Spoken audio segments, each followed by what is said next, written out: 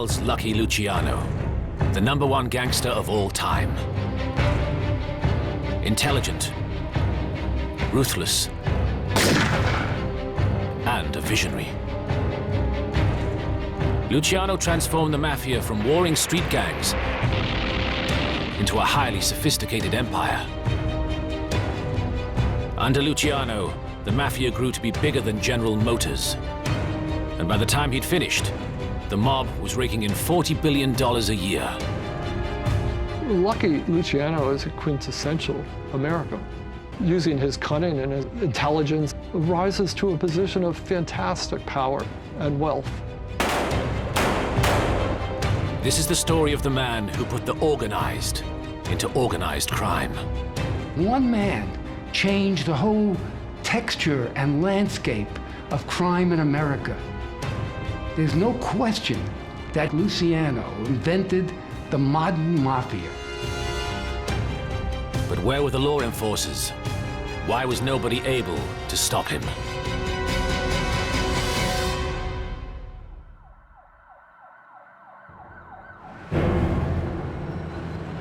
On September the 10th, 1931, 4 hitmen came calling at offices above Grand Central Station in New York City.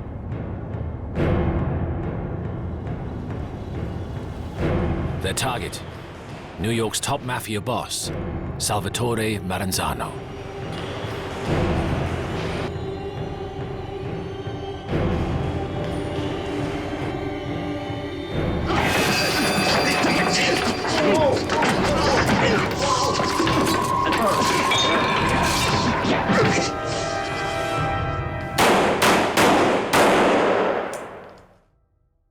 This execution was a critical moment in the meteoric rise of the biggest gangster in American history.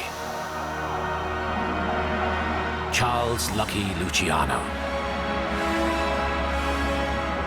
Once in every generation comes along a dynamic criminal genius mind.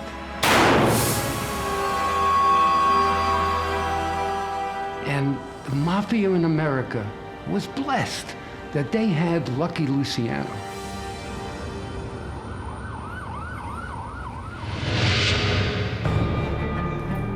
Luciano had begun his career as a top hitman for New York Mafia don Giuseppe "Joe the Boss" Masseria. Masseria headed the largest Italian gang in the city and ruled the streets in the early 1920s. But in 1925, another boss arrived in town. His name was Salvatore Maranzano, from the infamous mafia town of Castellammarese del Golfo in Sicily. And he was eager to seize control of Masseria's empire. When tensions mounted between the two leaders, the killings began. The streets of New York turned red. The underworld called it the Castellammarese War. But for one man, all this chaos was the opportunity he was waiting for. Luciano had always been against the bloodbath, arguing that gunfights and bodies were bad for business and attracted too much police attention.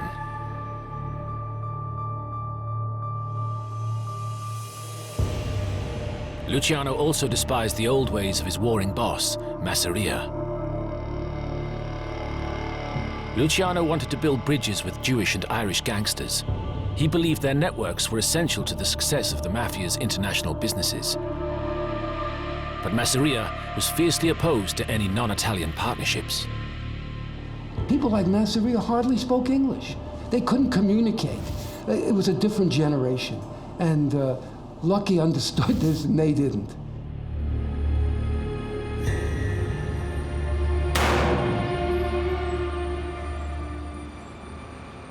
After 18 months of fighting, with no end in sight, Maranzano told Luciano that if Masseria was eliminated, he would not take revenge on his men.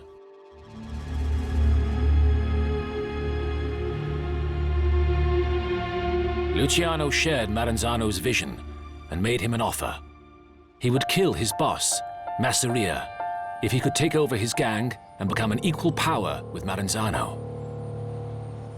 Maranzano accepted the deal.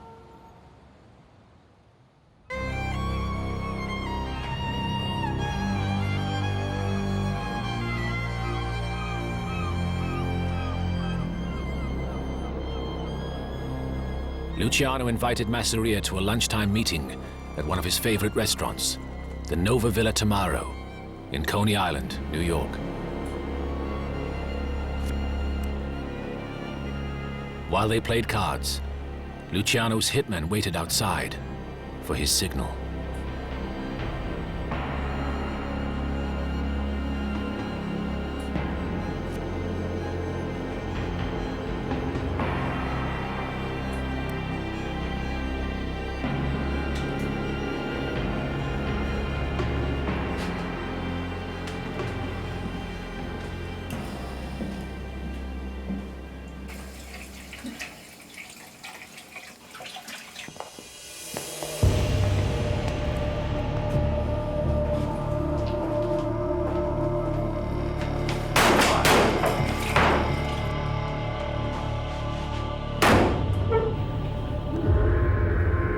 With Masseria's murder, Luciano signaled to the underworld that the Castellammarese War was over.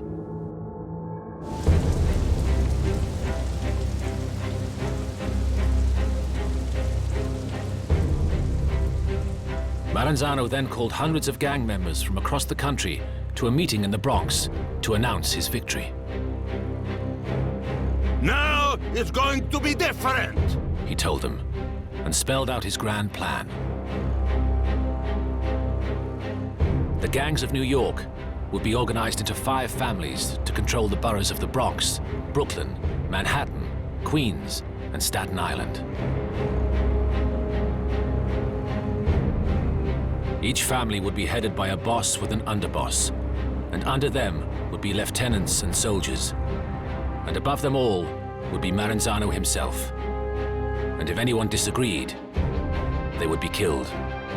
I'm going to be capo di tutti capi, the boss of all bosses. This meant that he would be the leader of all the New York Mafia operations.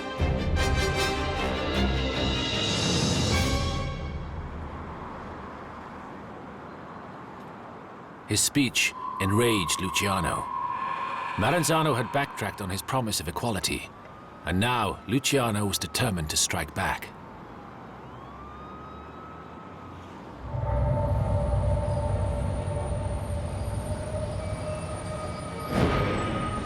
Maranzano realized Luciano was a potential threat to his total dominance of the American Mafia.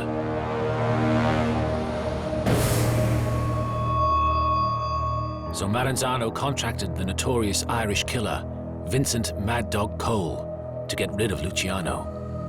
Cole was a lone, out-of-town hitman for hire and would be perfect for the job. But Luciano learned the details of the plan. Maranzano would call him into his office for a business meeting, and Mad Dog Cole would be waiting there to kill him.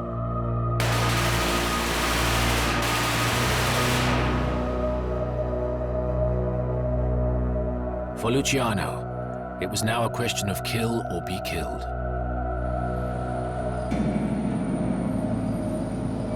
The problem was how to kill Maranzano. He was extremely well protected, never without bodyguards, and always traveled in a bulletproof car.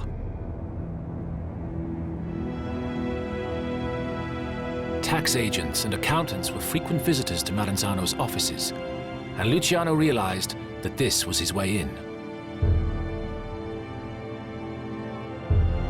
On the day Luciano was to have his meeting with Maranzano, he would send his hitmen instead, all posing as taxmen. As an extra touch, they would be Jewish, as he knew Maranzano despised them.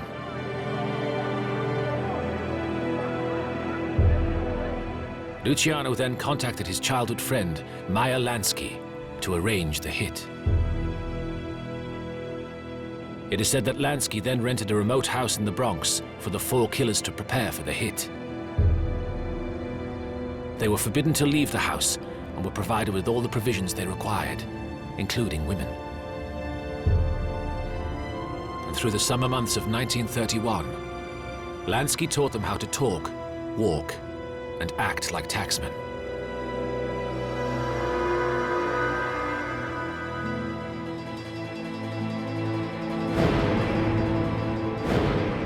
Then in September, the call came through. Maranzano told Luciano to come to his office to discuss urgent business.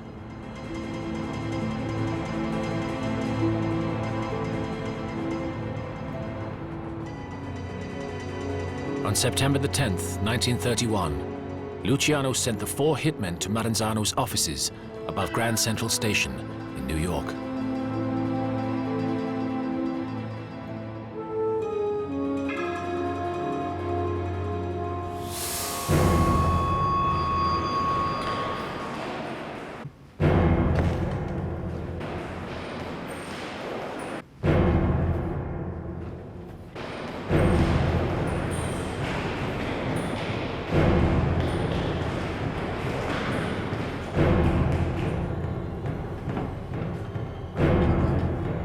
The gangsters entered his office and drew their knives, a weapon chosen to kill their victim in silence.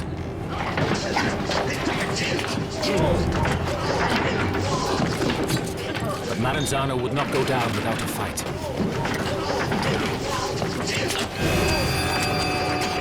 He took multiple stab wounds to his body, a slashed throat. He was still alive. The killers were forced to do it the noisy way.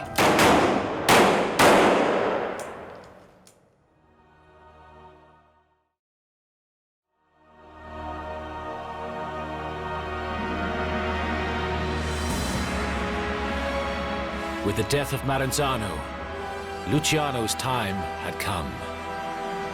At last, Luciano would realize his vision to reach out across America and organize organized crime. One of the first people he turned to was someone he'd known since they were both street kids. Luciano started out by offering protection to Jewish schoolboys targeted by Irish gangs. One day, he squared up to a small boy on his way home. If you want to keep alive, Jew boy, you gotta pay us 5 cents a week protection money. The schoolboy stared him in the eye and told him to Go fuck yourself. It was Meyer Lansky, a young Polish immigrant and the man who Luciano had turned to when he needed hitmen for Maranzano's execution. From day one, we're talking when they're in their early teens, they knew each other. They were thugs then.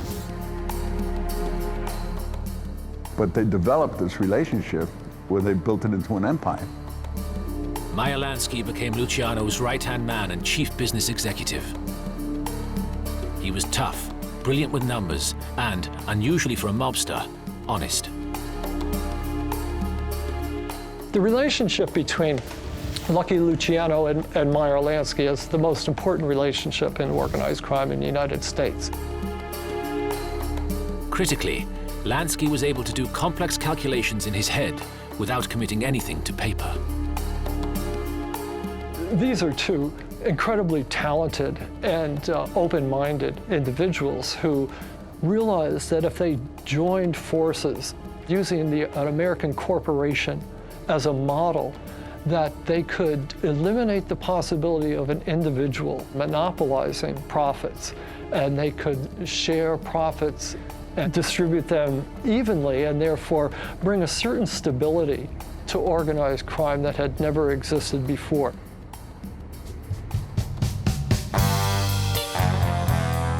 And there was another Jewish gangster to get Luciano to think big. Arnold Rothstein. Known along Broadway as the Brain, the Big Bankroll, and the Fixer, Rothstein was a fabulously rich New York businessman. There were things that Rothstein was doing that nobody else was doing, and Luciano saw the possibilities. Rothstein could bring off rackets that no one else could dream of. Arnold Rothstein, was famous as the man who fixed the 1919 World Series. This is a prime example of racketeering. You take a normal activity like a baseball game, you corrupt the players, therefore you can bet on a winning thing. Rothstein tutored him there about how real money could be made, not just in low-level predatory street crime, that there were bigger things, you could fix things.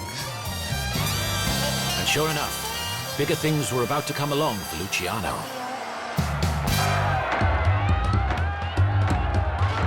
In 1919, the US government did an incredible thing. It banned alcohol, believing that it was leading to the moral destruction of the nation. The ban was known as Prohibition, and with America wanting to drink, it was a gift to organized crime gangs, especially in the thirstiest cities like New York. They saw a real gold mine in Prohibition. And what it did was it turned some of them, like Luciano, they had to become executives. Because now they had to run organizations that either imported booze or manufactured it, and you had to distribute it. So in that sense, they had to run a real organization. It wasn't just go out and mug somebody on the street. You had to be smart now, because you were dealing, instead of thousands, you were dealing with millions. So it turned these people who were really inexperienced, old-fashioned outlaws into business criminal executives overnight. Luciano, Lansky, and Rothstein proved to be quick learners, and soon they became very rich indeed. Now that wealth translates into power. It translates into political power. It means that you can buy political protection. It means that you can buy police protection, because alcohol is something everybody wants to do. So they are willing to collude with gangsters. What they don't understand is that once you cooperate with gangsters, you've sold your soul, and the gangsters understood this. With New York City full of booze, and cops, judges, and council officials being bribed all over the place, Luciano and his associates had free rein to take control of whatever they wanted. They had their hand in everything because nobody would look at them. Nobody would even consider investigating them. Not the least of which was J. Edgar Hoover. There is nothing mysterious about the manner in which the Federal Bureau of Investigation works. A special agent must be a good marksman and have the courage to shoot it out with the most venomous of public enemies. Director Hoover supervising field practice. And J. Edgar Hoover was the boss of the FBI, and he was eager to make a name for himself. The Federal Bureau of Investigation, the paramount law enforcement, and the only national law enforcement agency that could really combat the Mafia, and they didn't do a thing. Hoover had launched his war on crime during the early 1930s. He went after bank robbers, kidnappers, and killers who were terrorizing the Midwest and outraging the nation. The FBI mostly went after the headline public enemies like John Dillinger, Pretty Boy Floyd, Machine Gun Kelly, taking people out with, Hoover had essentially denied that there was a national crime syndicate. He said, these are local gangsters, and this is the job of the local police to deal with it. He didn't want to get involved with these people because they're very well connected politically.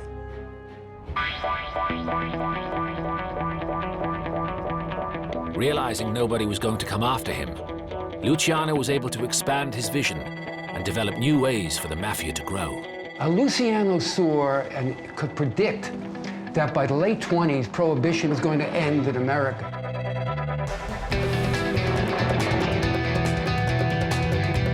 And if the Mafia was going to be successful, Luciano had to prevent inter-mob wars from ever breaking out again. It was terrible for business, and it also threw a spotlight on him. That's why I say he was something like a Bill Gates or a Warren Buffett, and he had to get a different business model. So, Towards the end of 1931, Luciano summoned the top leaders of 20 mafia factions across the country, including gangsters like Al Capone, to a national conference in Chicago. Luciano then did an extraordinary thing. He proposed an entirely new business structure for organized crime. He laid out the rules. Here's how we're going to operate. This whole concept that had never existed before, he created a whole new texture, a whole new way of how criminals could operate in America, organized criminals. What he did was he turned predatory street gangs, which had many internal and external wars with each other, he turned them into this one single octopus of an organization that was so different from anything else that ever existed. And it took the American law enforcement almost 60 years to get a handle on it. It was so terrific. Luciano kept with Maranzano's 5 New York families, but to each family he added a consigliere, a skilled counselor and advisor, whose task was to ensure that problems within families were resolved without the need for violence. Luciano then unveiled his most striking innovation without precedent in the Sicilian Mafia or amongst American gangsters. Luciano, he created the commission, and the commission would be the board of directors. If any rules for the Mafia throughout the country had to be changed, it would be up to the commission. And if there were any territorial disputes or disputes over rackets, the commission would take care of it. Now, the concept there was to prevent wars. It is almost precisely what the various countries around the world did when they were faced with the same problem post-World War II.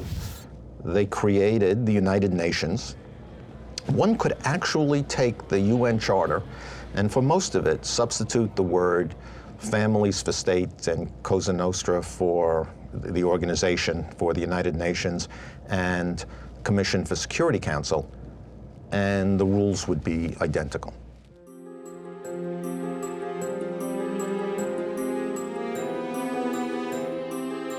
As proof of his good intentions, Luciano introduced one other startling change.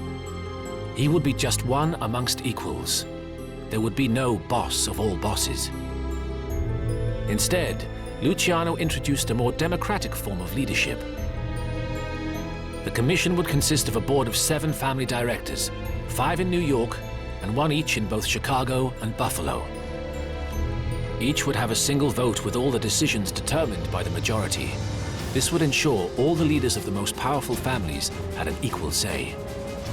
He was this incredible, dynamic genius who saw how the landscape and how the tapestry of the Mafia had to be organized. Here is somebody who comes along in 1931 and envisions that if the Mafia was going to prevail and succeed, it had to be a mirror image of American capitalism. Luciano had come up with a business structure. It would last for the next 50 years. And because it worked so perfectly, everything was now up for grabs.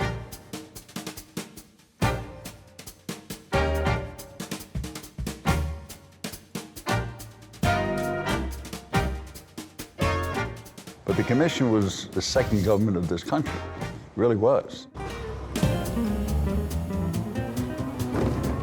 They actually controlled a lot of industries in this country, not the least of which was the restaurant business,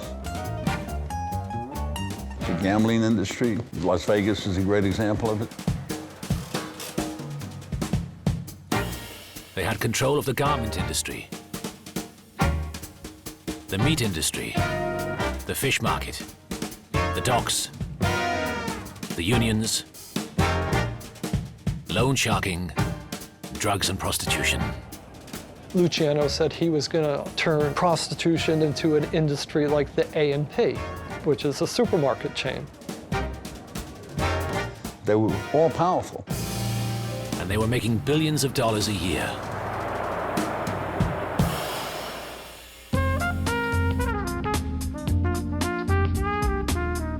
And what was good for the Mafia was good for Luciano, too. By 1930 standards, Lucky Luciano wasn't even a multi-millionaire anymore, he was a billionaire.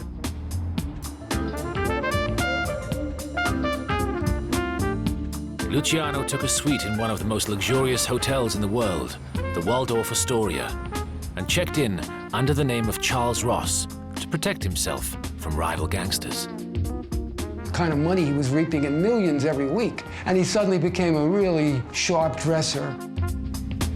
Had ladies on his arms all the time, had a private plane. He flew around to racetracks all over the country.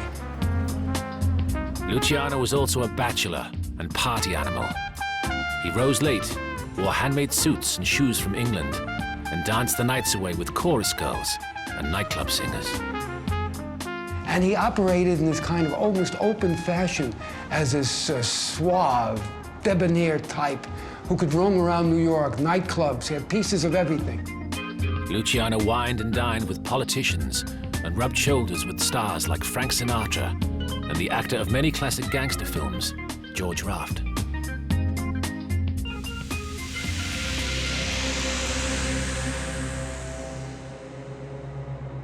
Luciano's high life was getting him noticed elsewhere. FBI agents began to work out that he was a key player in the underworld, but they had surprisingly little information on him.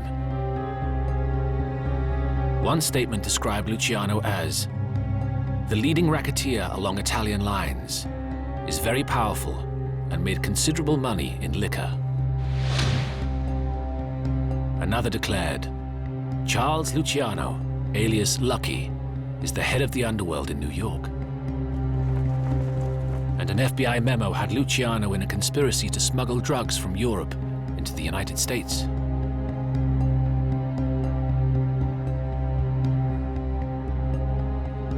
They also had in their hands local police records, which showed Luciano had been arrested 35 times for offenses ranging from traffic violations to assault and robbery with a gun.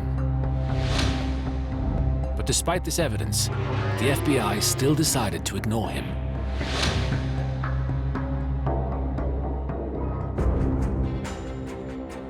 But there was a man determined to get Luciano. His name was Thomas E. Dewey.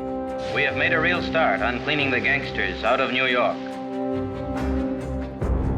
Dewey was a fiercely ambitious lawyer who, by the age of just 33, had got the top job as New York City's special prosecutor to crack down on organized crime. In 2 years, we have shown that our people can be protected, that they can be delivered from the grip of the mob. In the 1930s, Luciano was the face of organized crime. It was an open secret how important and how big he was. And Dewey was after him. He realized that Luciano must be making vast sums of money from his criminal enterprises to finance his luxurious lifestyle.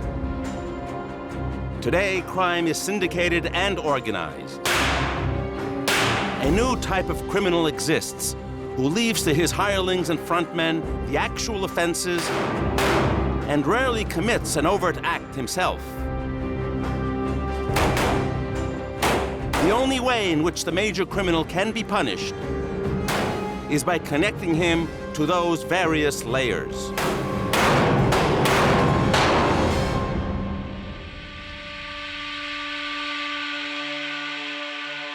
But Dewey had a tough time finding anything he could pin on him. Luciano was careful with every step he took. He was wary of wiretaps, cautious with his telephone conversations, and like his close friend, Meyer Lansky, kept no records on paper. All the incriminating details were in his head.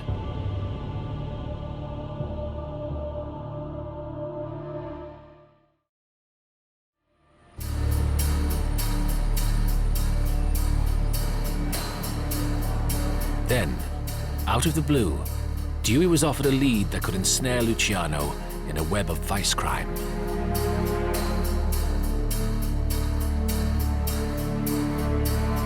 A series of police wiretaps in local brothels uncovered clues that an organization called the Combine controlled around 300 establishments in Manhattan and Brooklyn.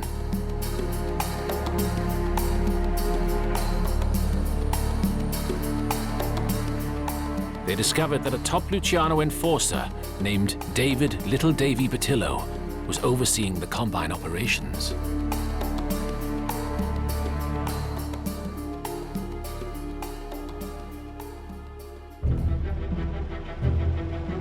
In January 1936, Dewey's investigators raided 80 brothels in the New York City area and arrested over 100 prostitutes and madams. These arrested women were definitely placed between a rock and a hard place. They had nowhere to go. The cops started to put the women under real pressure to spill the beans on Luciano. So many of them were addicted to heroin when they were arrested. Cops waited until the 4th day of the cold turkey withdrawal when they were climbing the walls and desperate to get them to agree to testify against the mob. Dewey's investigators managed to get 3 or 4 people to flip, to turn. And incredibly, they claimed that they had seen Luciano at meetings where he discussed what kind of percentage his family was getting from these whorehouses.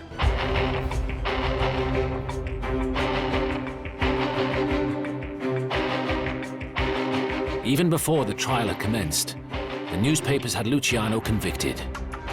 The New York Daily News headlined him the droopy-eyed Tsar of the oldest profession.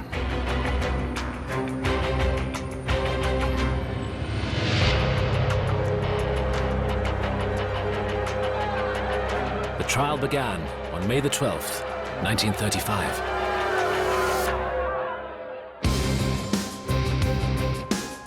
Dewey reigned forth in his opening statement. Luciano will be shown not to have placed any of the women in houses or taken money from them. Instead, he set up his apartment in the Waldorf Astoria and was the czar of the ring. We will show that Luciano's function was to rule. All other defendants were his servants. Dewey lined up 68 witnesses, mainly hookers, pimps, and madams, who had been promised shorter sentences, immunity, or probation from aiding the prosecution. Dewey's main strategy was to depict the prostitutes as desperate victims of the Depression, exploited and terrorized by the Combine's ruthless enforcers.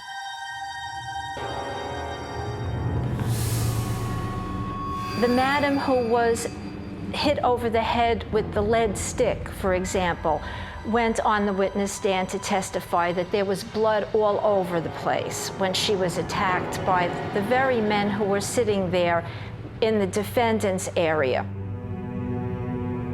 One of the key witnesses was the notorious Madam Cokie Flo. Cokie Flo's testimony was typical of the testimony that all of the women gave on the witness stand. It was hearsay. She heard Luciano was going to bring everybody together like a chain of supermarkets. She heard this and she heard that. The idea that he would discuss in the presence of prostitutes, even a madam, the kind of mundane business stuff just didn't work. It looked like a fix. They got these witnesses to really exaggerate or to invent testimony. At this stage in the trial, with doubt being cast over the evidence, everything seemed to be going in Luciano's favor. But then, Luciano made a big mistake. Against his lawyer's advice, he insisted on taking to the witness stand to deny all charges. Dewey's demeanor while interviewing Lucky Luciano, while Luciano was under oath on the witness stand, was very brilliant. He got him to show his underworld side, the side that wasn't very funny to most people, wasn't very suave or sophisticated to others. For 4 hours, Dewey pummeled him with questions about his life, his previous convictions, his taxes, his association with other gangsters, and proved that he was lying in answer after answer. He was really lacerated by Dewey's question. I am asking you, do you tell the truth when you are under oath? I'm telling the truth now. You don't want to answer that question, do you? I didn't say I told the truth all the time, but now I'm telling the truth. Dewey's onslaught had now reduced Luciano to a perspiring, squirming wreck. Far from being an honest businessman, he was revealed as a tax evader. You have not paid a dime to the state government yet, is that right? That's right. And that is because the federal state prosecutes big gangsters and the state does not by income tax. Isn't that so? I don't know. Dewey even brought out information, very embarrassing to Luciano, that he had once, when he was a young man, had been an informer in a narcotics investigation. So it made his whole reputation look a little tainted. Here was this top guy. Turned out that once he had been a rat to save his skin. In the end, Dewey's summation to the jury described Luciano's testimony as a shocking, disgusting display of sanctimonious perjury, at the end of which I am sure not one of you had a doubt that before you stood not a gambler, not a bookmaker, but the greatest gangster in America. And Dewey managed to persuade the jury to the end.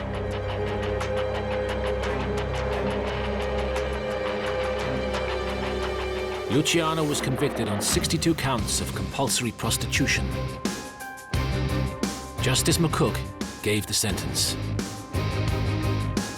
I am not here to reproach you, but since there is no excuse for your conduct nor for your rehabilitation, to administer adequate sentence, I hereby pronounce a sentence to serve from 30 to 50 years. The sentence probably did not fit the crime, but it was an instrument on the part of Dewey and the prosecutor's office to try to rid New York of the elements of organized crime that were the most threatening. Dewey was a crime-busting hero, and it was the start of his meteoric career. He became the governor of New York in 1942 and twice ran for presidency. Once the alliance between criminals and politicians is smashed, racketeering will come to a prompt end. In his memories of the case, Luciano wrote, I still get madder at Dewey's crap more than anything else. That little shit with the mustache comes right out and admits he got me for everything else but what he charged me with. He knew I didn't have a fucking thing to do with prostitution. Not with none of them broads. But Dewey was such a goddamn racketeer himself in a legal way that he crawled up my back with a frame and stabbed me.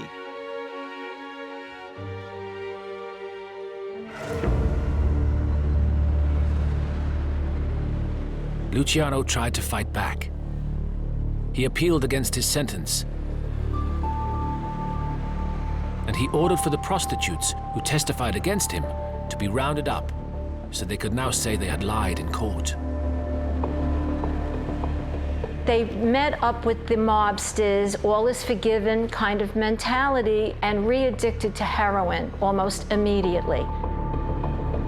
Once they were re-addicted, they brought them cross-country to offices in California, signed briefs that they were rescinding their prior testimony and that they did not mean it, that they told a bunch of lies.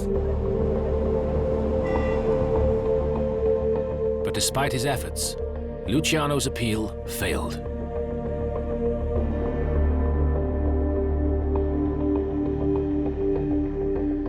Luciano was sent to the isolated maximum security Clinton Penitentiary in Dannemora, near the Canadian border.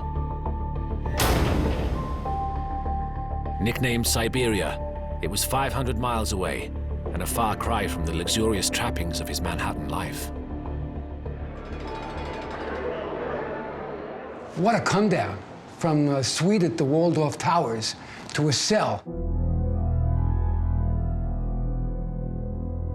When they told me I was going to Dannemora, I wasn't sure I could make it. It meant moving out of the Waldorf Towers into a sewer. The worst part of it was, we didn't have any connections up there, and that meant I was in for a rough time. I was willing to put up $1 million bond, and I told them that as soon as I heard that I was going to Dannemora. But once they had me, they wasn't gonna let me go. But anyone who thought Luciano was finished was mistaken. His foresight in setting up the commission now showed itself.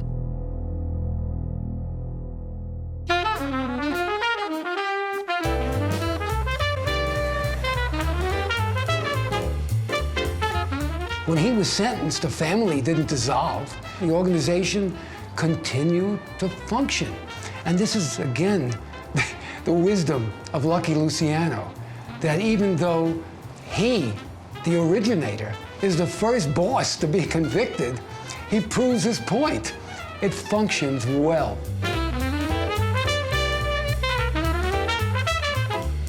Although Luciano remained the boss, Frank Costello, a highly regarded and well-known figure in New York's underworld, took over the day-to-day running of his empire. And Costello continued to bring in millions of dollars and increase the family's fortunes, while his boss planned his next move.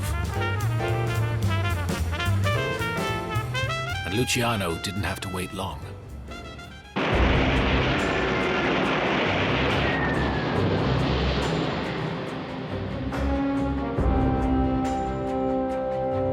When America entered the Second World War in 1942, he found that his country needed him. The war in the Atlantic was going badly for the Allies.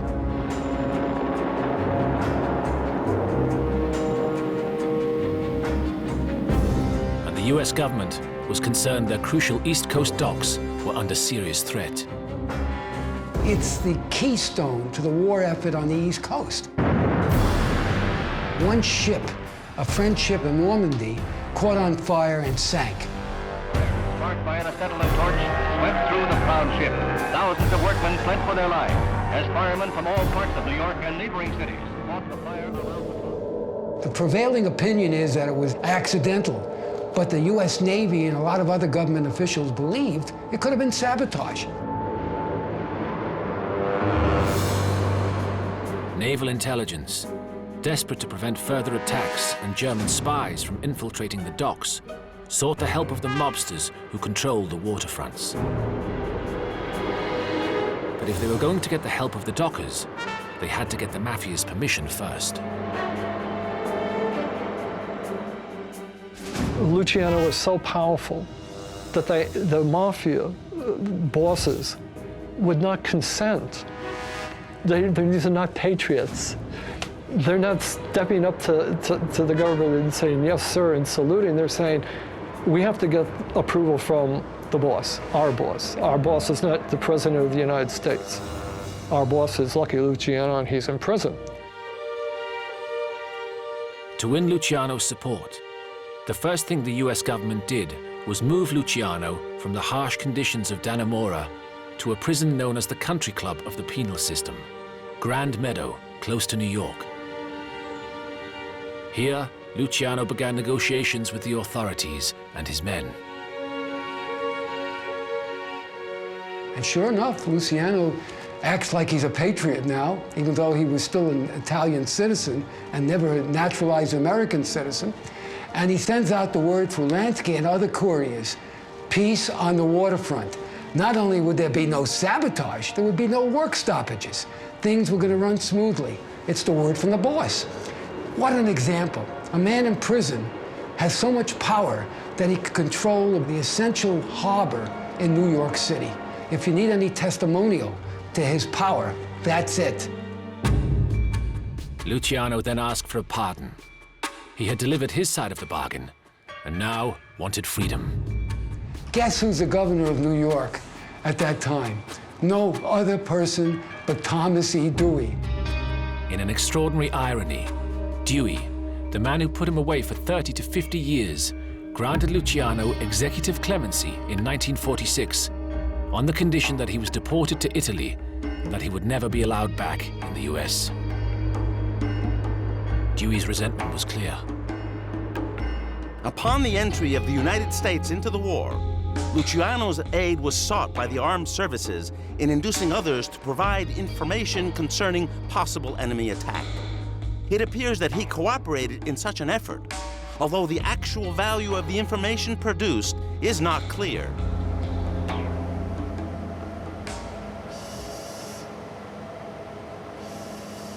Luciano had served just 10 years of his 50-year sentence when he left American shores on February the 10th, 1946, bound for Sicily. But within months, Luciano was traveling from Italy to Havana, Cuba, and was back in business. A week-long meeting was held at the Hotel Nacional, where Luciano, Meyer Lansky, Frank Costello, and other high-ranking Mafia members discussed the heroin trade. He was involved in numerous narcotics deals because Italy at that time was really becoming important in the transfer of narcotics, not just to the US, but worldwide. Heroin was becoming a big money maker for the Mafia.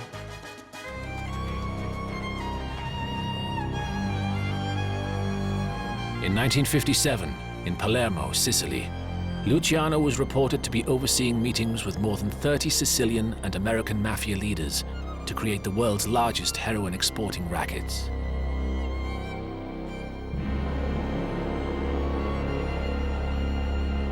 Five years later, in 1962, Luciano was targeted for arrest as an alleged member of a ring that smuggled $150 million worth of heroin into the United States.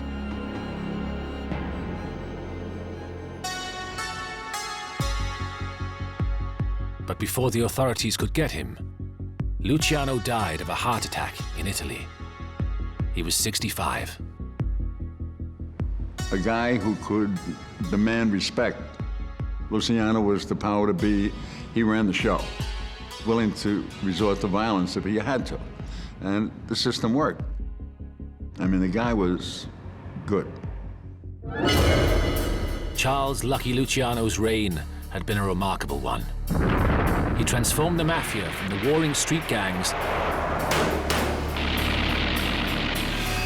into a highly sophisticated empire. Under Luciano, the Mafia grew to be bigger than General Motors. And by the time he'd finished, the mob was raking in $40 billion a year.